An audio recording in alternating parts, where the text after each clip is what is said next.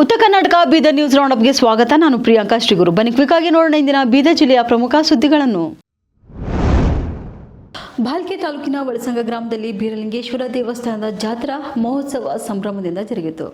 ಜಾತ್ರಾ ಮಹೋತ್ಸವದ ಅಂಗವಾಗಿ ನಡೆದಂಥ ಬೀರಲಿಂಗೇಶ್ವರ ದೇವರ ಮೂರ್ತಿಯ ಭವ್ಯ ಮೆರವಣಿಗೆಯಲ್ಲಿ ಡೊಳ್ಳು ಕುಣಿತ ನೋಡುಗರ ಗಮನ ಕೂಡ ಸೆಳೆಯಿತು. ಇನ್ನು ಮೆರವಣಿಗೆಯು ಗ್ರಾಮದ ಮಹಾದೇವ್ ಮಂದಿರ, ಶಿವಾಜಿ ಚೌಕ, ಹನುಮಾನ್ ದೇವಸ್ಥಾನ, ಬೊಮ್ಮಗಂಡೇಶ್ವರ ಚೌಕ್ ಮಾರ್ಗವಾಗಿ ದೇವಸ್ಥಾನದವರೆಗೆ ನಡೆಯಿತು. ಇನ್ನು ದೇವಸ್ಥಾನದಲ್ಲಿ ವಿಶೇಷ ಪೂಜೆ ನೆರವೇರಿಸಿ ಬೀರಪ್ಪನ ಹಾಡುಗಳನ್ನು ಹಾಡುತ್ತಾ ಮಹಿಳೆಯರು ಹೆಜ್ಜೆ ಹಾಕಿದರು.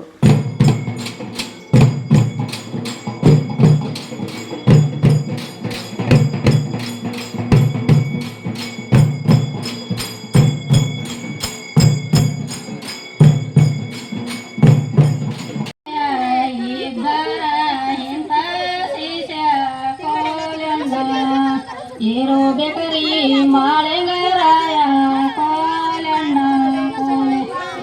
ಬೇಕರಿ ಮಾಳೆಂಗರಾಯ.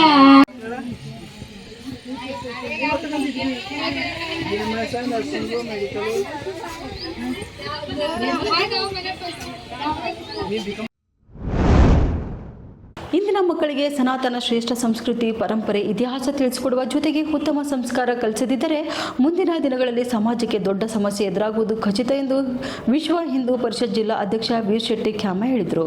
ಇಲ್ಲಿಯ ಮನ್ನಳ್ಳಿ ರಸ್ತೆಯ ಗಣೇಶ್ ನಗರ ಶ್ರೀ ಗಣಪತಿ ಮಂದಿರದಲ್ಲಿ ಸೋಮವಾರ ರಾತ್ರಿ ಅಕ್ಕನ ಬಳಗದ ಭಜನಾ ಮಂಡಳಿಗೆ ವಿಶ್ವ ಹಿಂದೂ ಪರಿಷತ್ ಹಿರಿಯ ಮುಖಂಡ ರಾಮಕೃಷ್ಣ ಸಾಳೆ ಅವರು ದೇಣಿಗೆ ನೀಡಿದ ಹಾರ್ಮೋನಿಯಂ, ತಬಲಾ ವಿತರಣೆ ಕಾರ್ಯಕ್ರಮದಲ್ಲಿ ಮಾತನಾಡಿ, ಭಾರತ ಸಶಕ್ತ ಹಾಗೂ ಸಮೃದ್ಧವಾಗಿ ಬೆಳೆಯಲು ವಿಶ್ವಕ್ಕೆ ಗುರುವಿನ ಸ್ಥಾನದಲ್ಲಿ ನಿಂತು ಮಾರ್ಗದರ್ಶನ ಮಾಡಲು ಇಂದಿನ ಪೀಳಿಗೆಗೆ ಸನಾತನ ಹಿಂದೂ ಸಂಸ್ಕೃತಿ, ಸಂಸ್ಕಾರ ಕಲಿಸುವ ಅನಿವಾರ್ಯವಿದೆ ಎಂದು ಹೇಳಿದರು.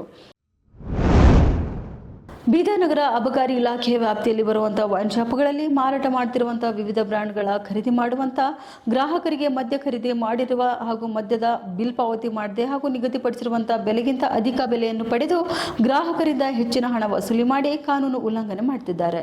ಅಲ್ಲದೆ ಬೀದರ್ನಲ್ಲಿ ಕಳ್ಳಭಟ್ಟಿ ಸಾರಾಯಿ ಮದ್ಯ ಮಾರಾಟ ಮಾಡಿ ಕಾನೂನು ಬಾಹಿರ ಚಟುವಟಿಕೆಗಳು ನಡೆಯುತ್ತಿವೆ. ಆದುದರಿಂದ ಕಾನೂನು ಬಾಹಿರವಾಗಿ ಮದ್ಯದ ಅಂಗಡಿಯ ಮಾಲೀಕರು ಗ್ರಾಹಕರಿಂದ ಹೆಚ್ಚಿನ ಹಣ ವಸೂಲಿ ಹಾಗೂ ಬೀದರ್ನಲ್ಲಿ ಹೆಚ್ಚುತ್ತಿರುವಂತಹ ಕಳ್ಳಭಟ್ಟಿ ಸಾರಾಯಿ ಮಾರಾಟ ಮಾಡುವವರ ವಿರುದ್ಧ ಕೂಡಲೇ ಕ್ರಮ ಕೈಗೊಳ್ಳುವಂತೆ ಕರ್ನಾಟಕ ರಕ್ಷಣಾ ವೇದಿಕೆ ಜಿಲ್ಲಾ ಘಟಕದ ಜಿಲ್ಲಾಧ್ಯಕ್ಷರಾದಂತಹ ಅವಿನಾಶ್ ಬುಧೇರಕಾರ್ ಅವರು ಹೇಳಿದರು. ಬೀದರ್ನಿಂದ ಮನೆಕೆಳಿ, ಚಿಂಚೋಳಿ, ಸೇಡಂ, ಹುಯ್ಯಾರ್, ಯಾದಗಿರಿ, ಗುರುಮಿಟ್ಕಲ್, ಪೌರಾದೇವಿ, ಮಂತ್ರಾಲಯ, ಹೈದರಾಬಾದ್ ಮುಂತಾದ ಸ್ಥಳಗಳಿಗೆ ಹೊರಡುವಂಥ ಎಕ್ಸ್ಪ್ರೆಸ್ ತಡೆರಹಿತ ಹಾಗೂ ಸಾದಾ ಬಸ್ಸುಗಳು ಹಳೆ ಬಸ್ ನಿಲ್ದಾಣದಿಂದಲೇ ಹೊರಡುತ್ತಲಿವೆ. ಬೀದರ್ ನಗರದ ಸುಮಾರು 4 ರಿಂದ 6 ಕಿಲೋಮೀಟರ್ ದೂರದ ವಿವಿಧ ಬಡಾವಣೆಗಳಿಂದ ಈ ಬಸ್ಸುಗಳಲ್ಲಿ ಪ್ರಯಾಣ ಕೈಗೊಳ್ಳುವವರಿಗೆ ತಮ್ಮ ದ್ವಿಚಕ್ರ ವಾಹನ ಕಾರುಗಳನ್ನು ನಿಲ್ಲಿಸಲು ಬೈಕ್ ನಿಲ್ದಾಣ ಇಲ್ಲವಾದ್ದರಿಂದ ಅವುಗಳನ್ನು ನಿಲ್ದಾಣದ ಆವರಣದಲ್ಲಿ ಕಾವಲುಗಾರರಿಲ್ಲದ ಸ್ಥಳದಲ್ಲಿಯೇ ನಿಲ್ಲಿಸುವುದು ಅನಿವಾರ್ಯವಾಗಿದೆ. ಇದು ಕಳ್ಳತನಕ್ಕೆ ದಾರಿ ಮಾಡಿಕೊಡುತ್ತದೆ. ಆದ್ದರಿಂದ ಸಾರ್ವಜನಿಕರ ಅನುಕೂಲದ ದೃಷ್ಟಿಯಿಂದ ಹಳೆ ಬಸ್ ನಿಲ್ದಾಣದಲ್ಲಿ ಬೈಕ್ ಸ್ಟ್ಯಾಂಡ್ ಅನ್ನು ನಿರ್ಮಿಸಬೇಕೆಂದು ಪಶುವೈದ್ಯಕೀಯ ವಿಶ್ವವಿದ್ಯಾಲಯದ ನಿವೃತ್ತ ಅಧಿಕಾರಿ ವೀರಭದ್ರಪ್ಪ ಉಪ್ಪಿನವರು ಆಗ್ರಹಿಸಿದರು. ಹುಮ್ನಾಬಾದ್ ತಾಲೂಕಿನ ಅಭಿವೃದ್ಧಿ ವಿಷಯದಲ್ಲಿ ರಾಜಕೀಯ ನಾಯಕರಿಗೆ ಮಣಿದು ಕೆಲಸ ಮಾಡುವುದನ್ನು ಅಧಿಕಾರಿಗಳು ಬಿಡಬೇಕು ಎಂದು ಶಾಸಕ ಡಾಕ್ಟರ್ ಸಿದ್ದಲಿಂಗಪ್ಪ ಪಾಟೀಲ್ ಸಲಹೆ ನೀಡಿದರು. ಹೌದು, ಪಟ್ಟಣದ ತಾಲೂಕು ಪಂಚಾಯಿತಿ ಸಭಾಂಗಣದಲ್ಲಿ ಸೋಮವಾರ ನಡೆದಂಥ ಅಮೃತ 2.0 ಯೋಜನೆಯ ಪತ್ರಿಕಾ ಪರಿಶೀಲನಾ ಸಭೆಯಲ್ಲಿ ಅವರು ಮಾತನಾಡಿ ಹೇಳಿದರು.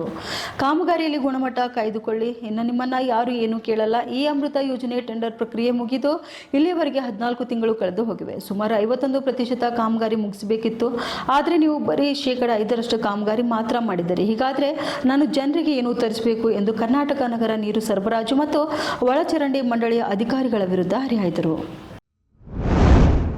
ಭಾಲ್ಕೆ ತಾಲೂಕಿನಲ್ಲಿ ಗ್ರಾಮೀಣ ಭಾಗದ ಪತ್ರಕರ್ತರು ಸಂಕಷ್ಟದ ನಡುವೆ ಬದುಕು ಸಾಗಿಸುತ್ತಿದ್ದಾರೆ ಎಂದು ಮಹೇಕರ್ ತೋಡಾಳದ ರಾಜೇಶ್ವರ ಶಿವಚಾರ ಅಭಿಪ್ರಾಯಪಟ್ಟರು. ಪಟ್ಟಣದ ಭಾಲ್ಕೇಶ್ವರ ಶಿಶು ವಿಹಾರ ಪ್ರಾಥಮಿಕ ಮತ್ತು ಪ್ರೌಢಶಾಲೆಯಲ್ಲಿ ಜಗದ್ಗುರು ರೇಣುಕಾಚಾರ್ಯ ಜನ ಕಲ್ಯಾಣ ಟ್ರಸ್ಟ್ ಸಹಯೋಗದಲ್ಲಿ ಆಯೋಜನೆ ಮಾಡಿದಂಥ ಪತ್ರಕರ್ತರ ದಿನಾಚರಣೆ ಕಾರ್ಯಕ್ರಮದ ಸಾನ್ನಿಧ್ಯ ವಹಿಸಿ ಮಾತನಾಡಿದರು. ಇನ್ನು ಸರ್ಕಾರ ವಿವಿಧ ಯೋಜನೆ ಅನುಷ್ಠಾನಕ್ಕೆ ಸಾವಿರಾರು ಕೋಟಿ ರೂಪಾಯಿ ಅನುದಾನ ನೀಡುತ್ತಿದೆ. ಆದರೆ ಸಮಾಜದ ಸೇವೆಯಲ್ಲಿರುವಂತಹ ಪತ್ರಕರ್ತರಿಗೆ ಯಾಕೆ ಸೌಲಭ್ಯ ಕಲ್ಪಿಸುತ್ತಿಲ್ಲ ಎಂದು ಪ್ರಶ್ನಿಸಿದ್ದಾರೆ. ಇನ್ನು ಕಾರ್ಯಕ್ರಮವನ್ನು ಉದ್ಘಾಟಿಸಿದ ನಂತರ ಯುವ ಮುಖಂಡ ಚನ್ನಬಸಣ್ಣ ಬಳತೆ ಮಾತನಾಡಿ, ಇಂದಿನ ಡಿಜಿಟಲ್ ಯುಗದಲ್ಲಿಯೂ ಕೂಡ ಮುದ್ರಣ ಮಾಧ್ಯಮ ವಸ್ತುನಿಷ್ಠ ಸುದ್ದಿಗಳನ್ನು ನೀಡುವಲ್ಲಿ ತನ್ನದೇ ಆದಂಥ ಗೌರವ, ಘನತೆ ಕಾಪಾಡಿಕೊಂಡಿದೆ ಎಂದು ಹೇಳಿದರು. ಕಮಲನಗರ ತಾಲೂಕಿನ ರೈತರು ಸಮಗ್ರ ಕೃಷಿ ಪದ್ಧತಿ ಅನುಸರಿಸಿ ಅಧಿಕ ಇಳುವರಿ ಪಡೆಯಬೇಕು, ಲಾಭದಾಯಕ ಬೆಳೆಗಳನ್ನು ಬೆಳೆದು ಆರ್ಥಿಕವಾಗಿ ಸಬಲರಾಗಬೇಕು ಎಂದು ನಿವೃತ್ತ ಹೆಚ್ಚುವರಿ ಜಿಲ್ಲಾಧಿಕಾರಿ ಮಲ್ಲಿಕಾರ್ಜುನ್ ಮಠ ಸಲಹೆ ನೀಡಿದರು. ಇನ್ನು ತಾಲೂಕಿನ ಮುದೋಳ್ಬಿ ಗ್ರಾಮದ ಹಾವಗಿರ ಒಟಗಿ ಅವರ ಹೊಲದಲ್ಲಿ ಸೋಮವಾರ ಹಮ್ಮಿಕೊಂಡಿದ್ದಂಥ ರೈತ ಕೂಟ ಹಿರಿಯರ ಸ್ಮರಣೋತ್ಸವ ಮತ್ತು ಬಸವಜ್ಯೋತಿ ಕಾರ್ಯಕ್ರಮ ಉದ್ಘಾಟಿಸಿ ಅವರು ಮಾತನಾಡಿದರು. ಯುವ ಜನರು ಸಂಕೋಚ ಪಡದೆ ಕೃಷಿಯತ್ತ ಮುನ್ನುಗ್ಗಬೇಕು, ರೈತರು ತಂತ್ರಜ್ಞಾನ ಅಳವಡಿಸಿಕೊಂಡು ಸಮಗ್ರ ಕೃಷಿ ನೀತಿ ಅನುಸರಿಸಬೇಕು ಎಂದು ಹೇಳಿದರು. ಬೀದರ್ ಜಿಲ್ಲೆಯಲ್ಲಿ ಕರ್ನಾಟಕ ಕ್ರೈಸ್ತ ಸಂಘಟನೆಯ ಜಿಲ್ಲಾಧ್ಯಕ್ಷರಾದಂಥ ಮೋಜೆಸ್ ನಿರ್ಣಾಕರ್ ಅವರ ಗೆಳೆಯರ ಬಳಗದ ವತಿಯಿಂದ 32ನೇ ವರ್ಷದ ಹುಟ್ಟುಹಬ್ಬವನ್ನು ಆಚರಣೆ ಮಾಡಲಾಯಿತು.